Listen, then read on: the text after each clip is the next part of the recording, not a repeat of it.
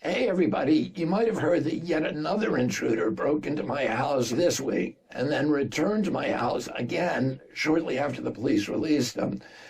Last month, an armed gunman using falsified U.S. Marshal badges and phony federal ID and carrying an arsenal in his backpack tried to approach me at a speech in Los Angeles, a short distance from where my dad was assassinated.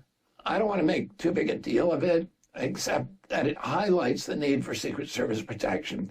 Every presidential candidate since the 1970s who's asked for Secret Service protection has received it, including my uncle, Edward Kennedy, Walter Mondale, John Glenn, Gary Hart, George McGovern, Bill Clinton, George Bush, John Kerry, Mitt Romney, Bernie Sanders, and many, many others. They've all received early Secret Service protection. Barack Obama received protection almost 2 years before the election.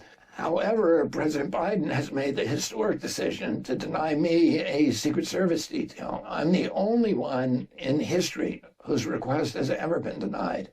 I don't spend time worrying about my personal safety, but I do worry about the safety of my family and their sense of well-being, and about the safety of bystanders if there happens to be a more serious incident. I'm troubled mostly by the weaponization of federal law enforcement agencies to serve political agendas. It's not right for the president to provide protection for his family and political favorites while denying it to his political rivals. You can't have a functioning democracy when candidates aren't safe. Elections and not assassinations are supposed to decide who takes office in America.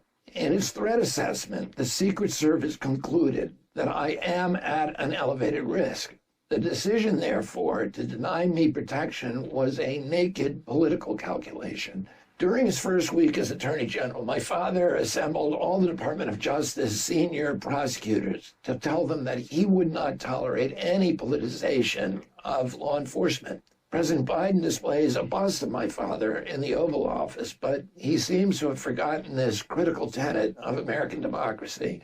I'm reaching out to you today to help send a message to the Biden White House. The time has come for public pressure to make the White House do the right thing. That's why I'm asking you to sign a petition to President Biden calling on him to grant me Secret Service protection. Even if you don't support my candidacy, I ask you to sign this petition to protect me, to protect the public, and most of all, to protect our democracy. Thanks for taking time to do that.